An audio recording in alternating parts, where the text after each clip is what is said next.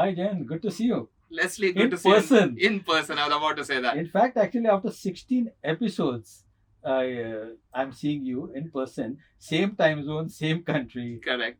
Right next to each other. In flesh and blood. I think I have to get, there's some getting used to it. Right. We have done more than half of our series of the podcast. Yeah, absolutely. Without, online. Yeah, I mean, online. this is the power of technology. I mean, it's Totally. pretty impressive. Given the kind of advancements in AI that are happening and all, of course, so much happening. I'm Correct. sure there's a lot on your mind. There's a lot on my mind, and I think listeners and viewers have been with us, so they have been tracking all the developments that have been happening over this period of But time. even before we get there, I think the listeners want to know your favorite question. How was the weekend? Yes. Yeah. Actually, I had to get over the fact that I'm actually seeing you in person. So, okay, Correct. how was your weekend? What did I do this weekend? It was Siona's nationals tournament, so it was busy playing that and strategist. Yeah. What level has she reached? She qualified for mains in under 17 category. She's under 15, but she plays one level above. So Are you using advanced analytics, AI, etc., to train her all the moment? I wanted to back in 2018. Yeah, that's 19. exactly Yeah, what I'm yeah, asking you. No, but I'm still sticking to the tried and tested methods right now. But I'll get there. I'm going to use something for her agility and her speed and her reflexes. Is it that you don't trust AI enough? No. It's not that I don't trust AI enough. First of all, there are not really good AI enabled training equipment out there. Not outside of professional athletes for Siona. Siona, is amateur still, right? So they're not, and most importantly, there are not many available in India. Probably you should also think about the digital twin that we spoke about last. That's the reason I wanted to build one 5 years ago. You know that. Yeah. But now I think, with the advancements that have happened, I think a digital twin might make a lot more sense because it can, what Frank Diana, the futurist at TCS, spoke about, creating one for the marathon runner. For the marathon runners, yeah. But I thought that was pretty interesting, and maybe probably now I don't have time left after driving her around in Bangalore city for the national tournament. Okay, when I get time out of Bangalore traffic, I'll think about it. Yeah, and I mean, speaking about digital twins, I mean, one of our listeners, very keen listeners, she reached out to us and asked whether we could have a discussion on Neuralink. I don't know what she meant by that, why she was so excited about it, because I thought that the discussion happened somewhere in October. But I thought, it's pretty interesting because given that Elon Musk is involved, yes, and it also involves... What is that guy not involved in? Yeah, that's another question. But I thought, from a Neuralink point of view, it's pretty interesting. But I would like to get back to that a little later in this, because I think that a very important development that has happened is Gemini. Yes. I mean, the world is talking about it. It is trending. Yes. And everybody... The interesting part is Bard. Google Bard is trending. Correct. So it's not really Gemini. Google and DeepMind should be trending, okay, for what they've put out in the form of Gemini yesterday, right?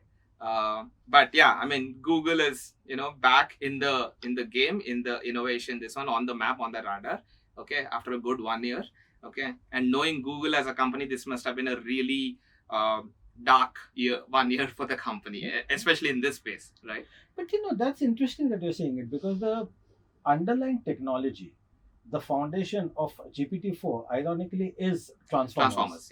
Yeah. So yeah. So I agree. Every time GPT-3, 3.5, 4 or OpenAI was discussed, in the same breath, Google was also discussed, because they always said that this was built on the 2017 Transformer paper that was published by the Google researchers. And GPT itself, when you spell it out, is generative pre-trained transformer. Right. So I mean, exactly. People tend to forget about how the acronym. True. When it's who was that? Who said that? Was it Sam Altman who said Google had all the keys, but they fumbled in the bag. They fumbled with the bag. Someone made this statement last year. I can't. I think it was Altman. But it is true to a very great extent. There are two ways of looking at it. One is perhaps that it was a little late to the game, or the other way is that it wanted to see. Google is a much bigger company when you compare to. I'm not talking just of the valuation. we were talking about OpenAI valuation at $86 billion. Simply AI relevance. AI relevance. Google is a much bigger. Exactly. I mean, the breadth of a company like Google is a big. What happens when a Google comes out with a product like ChatGPT or something? Immediately you have EU regulations come in. Right. You have US regulations come in, which was not the case so much for the startup like OpenAI. And people tend to forget that point, that as a startup they had much more latitude. Right. See, even when Microsoft came up with its backing of, now they say it's around $13 billion, $13 billion. But I think $13 billion investment. Yeah. But it's somewhere. I mean, they invested $1 billion in 2019, and then later on another $10 billion. So I think officially it's something like $11 billion, but some peg it at around $13 billion. They're inflation adjusting it. I guess so. I don't think those numbers really matter. Yeah. But the fact is that it remains a startup. The fact is that it could, till ChatGPT garnered those 100 million users within 2 months, nobody really knew the impact of ChatGPT. So we weren't really talking about it. The world started talking about it. The world started latching onto it because it gave a face to AI. Right. And definitely. And definitely. I think that is when Google must have realized that should we have, probably come out earlier. But I still feel, this is my personal take, is that Google deliberately went slow because it wanted to get, as it has been in the eye of the storm for quite a bit. Ever since ChatGPT has been announced. Exactly. Right. But then look at what they've launched with Gemini, right? I mean, I don't know how one pronounces it, depends on which part of the world. Gemini, right? So the MMLU, I mean, it's built for multi-modality ground up as a foundational model, right? Reasoning skills, okay? It's not just brute force predicting the next 500 words, okay, based on the GPU power, okay? It's, built in for reasoning from ground up. So that changes the game. I mean, the launch of Gemini, what happened at OpenAI with Sam Altman the last month in November, all this just says that the dust still hasn't settled in the AI and the generative AI space. So we still can't call anything for sure, including directions, let alone having things settle down on the ground and which what to build and what next, or what could be the next big thing. The dust clearly hasn't settled, even in terms of the direction, let alone calling out the winners. Yeah, I think it's too premature to call out any winner, because I think too many things are happening at this point in time.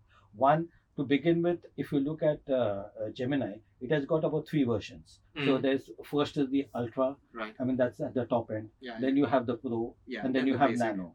Now, interestingly, it has got Nano for mobile devices. Right. So it has got it for the Google Pixel 8, I think, so if I'm not mistaken.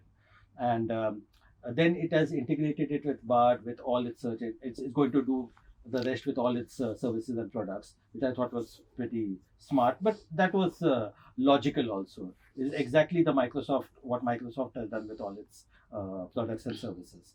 Now, if you recall, Wall Street Journal had come out with an article saying that even Meta is coming out with a major foundation model. So there's Meta that is getting its act together. Microsoft already has a 49% stake in OpenAI, and it is also its own chips now. Correct. Google has used TPUs. Yeah. The tensor processing units, which are just for the benefit of viewers and listeners. It simply means that, okay, these are in-house customized chips. Semiconductor chips, yes. And Google, NVIDIA, despite the fact that NVIDIA makes GPUs, they actually design the GPUs, and which is what even a Microsoft does, and even what a Google does, or even Apple does with their A1s, right? Yeah, but the guys who have semiconductor plants are Intel, AMD, then your TSMC is a very big player. So obviously these guys custom design it with all the knowledge that they have, and then of course TSMC or Intel or AMD makes those, or Samsung or Broadcom for that matter of fact. These are the guys who actually make the chips and get it. So what I found interesting was it was trying to reduce its dependence again, the way Microsoft was doing it. Reliance on NVIDIA. Yeah. And also the point is that TPUs, the compute costs are probably lower. Yeah. That's the claim. And that it is a less energy guzzler. Now, and it's progressive now, Leslie. This will keep happening. One ironic thing, the way to look at it is, as these companies like the Microsofts, Googles, and Amazons trying to build the platforms in the LLM space, okay, launching their foundational models, okay, they're also dependent on the hardware platform. So they want to decrease the dependency on that side. If you think about an AI native startup saying that I don't want to use any of these LLMs or these foundational models, I don't want to be restricted to platform, I don't want to give the power to the big tech companies of being platform players and platform dependencies. Imagine that multi-trillion-dollar big tech companies also have the same problem like a young startup or an enterprise for that matter. Okay. Yeah, I mean, I'm just trying to think, I was just trying to recollect some numbers. So if you look at OpenAI itself, it said I think initially it used something like 30,000 GPUs. So look at the cost of a GPU. Yeah. Of course, over a period of time, as any other technology, the prices will drop. Right. But also, I think people tend to forget that as the cost of a GPU drops, they create high performance GPUs exactly. Again. So they keep on building and they increase the prices. Whole point, right? I mean, the entire hardware and GPUs and semiconductor chips have also become a platform for that matter. What Intel has been doing in the data server space is that is exactly what Nvidia is also doing. You buy a GPU, 6 months later its performance and functionality becomes obsolete. So what they're doing is they're making you dependent on them by constant revisions and upgrades. Okay, and that's their monetization model. That's their model to stay relevant. That's their platformization model. But it's fair enough. I mean, if you look at cars, for instance, every time they'll introduce a new model with a slight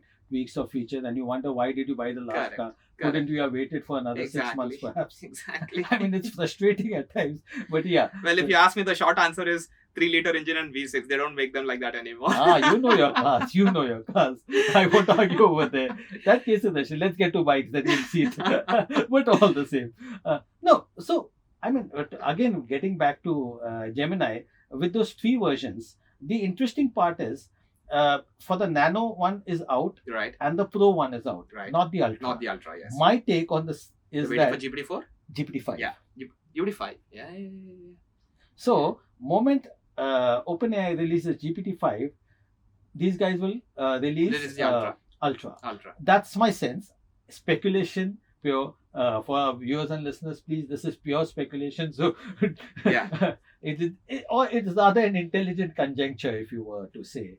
But that's exactly what most people are doing at this point in time. Nobody has the inside news, unless it's Altman who's working on something, or for that matter of fact, if it's Google that's working. Even for such a once in a century, once in a lifetime kind of a technology for AI, it's amazing how the corporate and competitive dynamics come into play, right? I mean, what you're talking about, Google potentially waiting, I'll take your opinion and your word for it, potentially waiting for OpenAI to launch GPT-5, for them to launch the Gemini Ultra. Just a hunch. Okay. Yeah, just a hunch, but still at the back end, the driver for this is the corporate dynamics or the competitive dynamics. I mean, there were days when technologies were invented and launched when they are ready for the bigger good of the humans, which is still happening to a larger extent.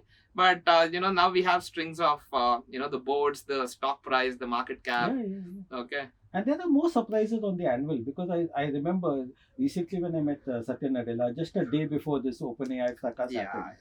16th November you met him, I remember. Absolutely. I mean, and I can bet on, I can tell you with a lot of certainty that he had no idea what was happening. Which of course, I'm sure if he did, he wouldn't have time to meet you guys. Exactly, he wouldn't have met us because you had been, fighting fire out, and I'm sure you would have cancelled that interview. True. But having said that, the interesting part is when we talk about GPUs, we are using GPUs and CPUs as a combination. Then even when we are talking about transformers, what these guys, what Microsoft is doing, it is already preparing graph formers. Yeah.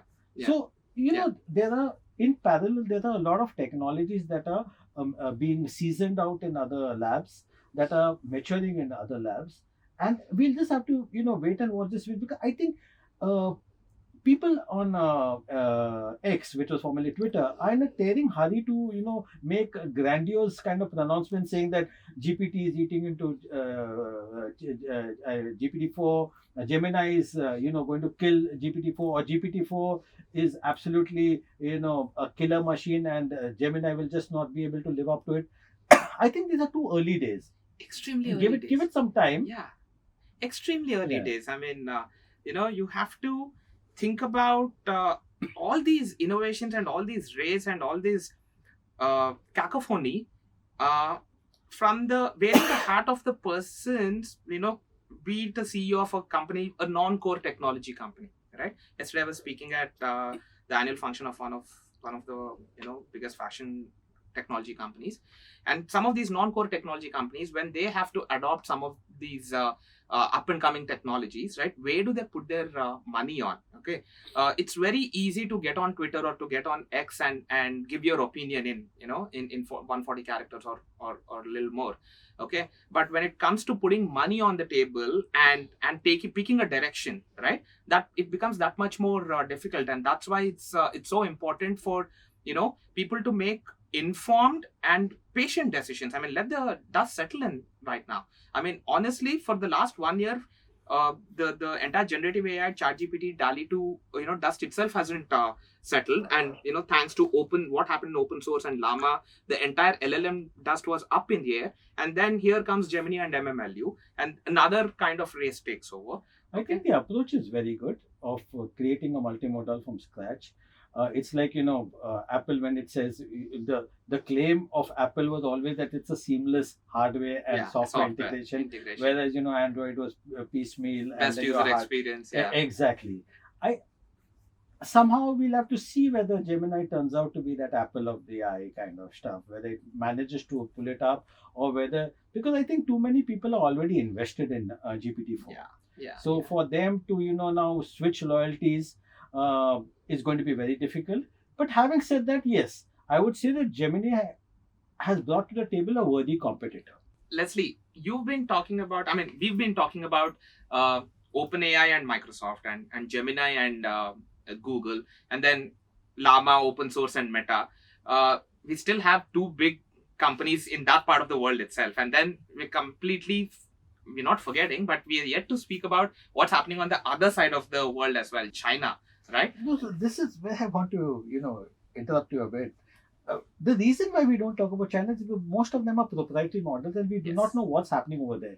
Because I did point it out. I was having this conversation with one of my friends also. So I was saying, these are all trillion parameter plus kind of stuff that they have. But the reason why people are skeptical about it is because all the claims that come from China are always, taken with not only a pinchful, a sack full of salt, as they say.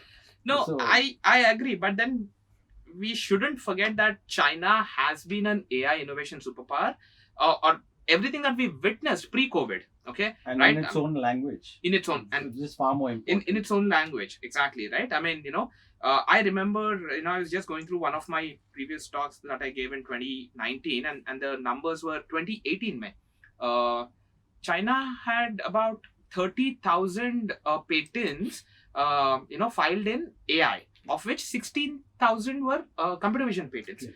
We remember China launched the social credit scoring system, connecting 175 million CCTV cameras for its entire population. This was 2019. It's always been a China-US race.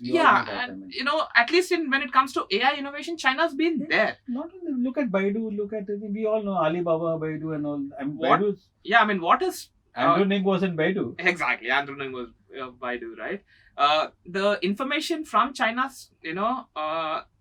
started coming slowly or sort of stopped and took a break post-COVID, right? And that includes technology information as well, right? And then again, there have been some big moves in the Chinese tech ecosystem itself with, Alibaba's, IPO not going through, Jack Ma stepping down and moving out. But having said that, I wouldn't write China and Chinese companies off when it comes to AI innovation. I wasn't even remotely suggesting that we just cannot ignore them. It's just that I think for the larger tech industry, the reason why they do not speak much about the technical, because most of them are proprietary models. Right. So Right. that is the only reason, I think. So otherwise, they're a massive force to reckon. Absolutely. And in that context, perhaps we should we should speak about something that's close to both our hearts. That's India. Correct. Because AI for Bharat that we were just discussing before we got onto this episode is an interesting thing to discuss. So I think I would love your thoughts on that, on the AI for Bharat, the investments by Peak 15, which was earlier Sequoia, and Leap, for that matter of fact. Lightspeed. Lightspeed. So let's have your thoughts on that. The Sarvam AI investment of Series A, $41 million. I mean, more power to them. Good for them. Building foundational models in Indian languages, okay, for the Indian market, and then having the ambition of overlaying generative AI layers on India stack, pretty big, okay. Also with UPI, right? You said. Yeah. Okay, with UPI and India stack, especially UPI, right? Pretty big, but I would have loved to see a big Indian conglomerate, okay, invest in a mission and a vision such as this, building an LLM for the Indian Indian market. So I said, Tech Mahindra is doing something on those lines. Of course, I think we need to get much more information as to what CP Gurnani is up to. But I think there are some very serious moves. Again, the Indian Institute of Science is working on LLMs.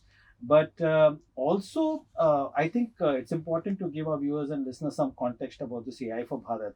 One, it is backed by Nandan Nilekani, which explains why that whole connection about the United Payments Interface, the Unified Payments Interface, the UPI part of it, and then also the whole connection about the LLMs part of it. If just to refresh our memories. When Sam Altman had visited India in May, this May, he was asked a question by Rajan Anandan. And Rajan Anandan, of course, is the investor, which is ex-Google India country head, ex-EA to Michael Dell, and then Sequoia's India.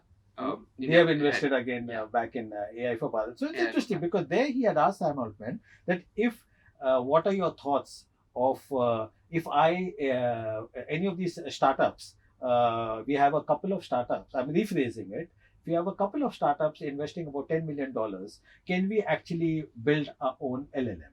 Right.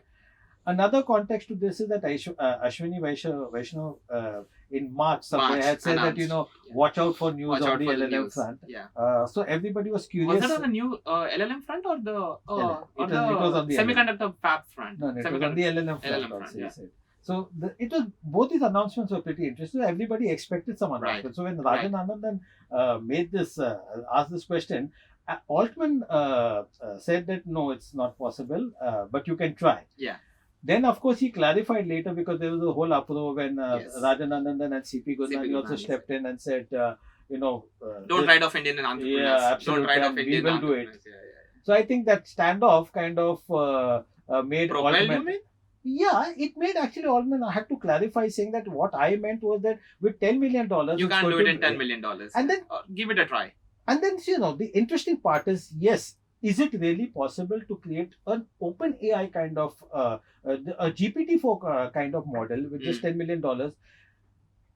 I don't think that's really going to be possible because the costs of GPUs have not gone down. Okay, regardless of whether you use a CPU or the GPU combination or a TPU, whatever you use, then it may not be as effective as it is. So, regardless of it, the costs are going to be prohibitive. So what AI for Bharat, the way I understand of the preliminary data that we are working on currently, looks like they have the customized LLMs, which makes sense. It does. They are tantamount to being smaller language models or the SLMs, which makes a lot of sense with Indian data sets, which again makes tremendous amount of sense. And I think India requires, it needs such LLM. It needs, but here's the thing. Developing foundational models or LLMs, okay, regardless of the size, I mean, for them to be functional, they need to be of a certain size any which ways. We discussed this in the last episode, right? Is a huge research investment, okay?